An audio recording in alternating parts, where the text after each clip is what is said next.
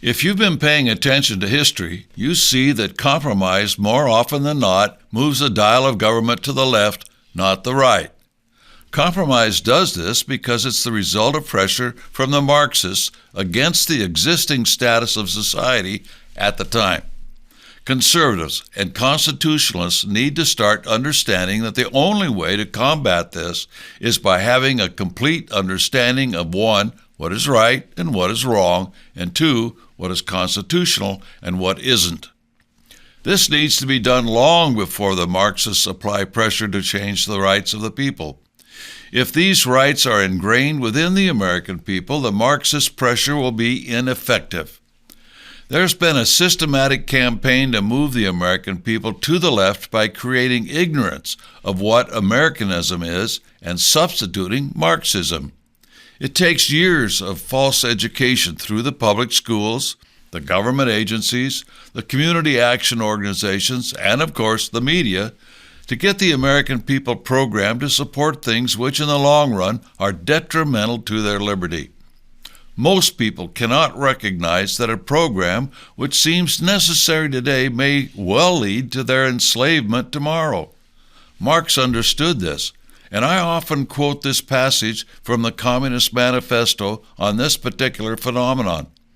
Marx wrote this, quote, "Of course, in the beginning this cannot be effected except by means of despotic inroads on the rights of property and on the condition of bourgeois production, by means of measures, therefore, which appear economically insufficient and untenable, but which in the course of the movement outstrip themselves, necessitate further inroads upon the old social order, and are unavoidable as a means of revolutionizing the mode of production," unquote.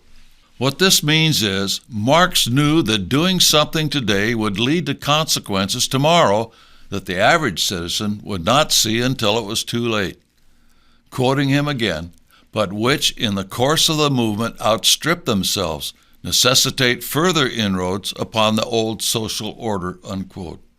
And in most cases, the people would get so used to the changes that they would not protest or do much about them if they did not know their rights and responsibilities, especially if they're not organized with others to work for those rights, which American liberty are based on. It takes organization.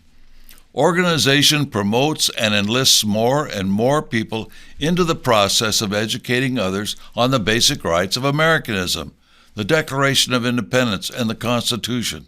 Not just reading them, but understanding the meaning and the rights which are contained within them. Only by instilling this knowledge within as many people as possible is it possible to save our republic from the wiles of the Marxist and all that will go with that horrible defeat if we lose our American system and liberty.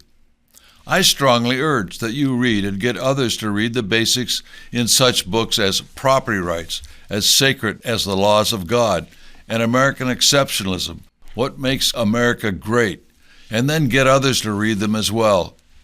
And a great tool to educate and involve people is the Constitution is a Solution video series. Those who host these series get a good understanding of the Constitution as well as educating others. Attendees of these training series many times become successful recruits into local chapters of the John Birch Society. It takes a little work, but it's well worth it. The current political situation, both at home and abroad, demands that we get even more active. We must do all we can to build understanding in our communities and enlist others into the fight. Right now, people are concerned and looking for answers and solutions. Let's give them to them.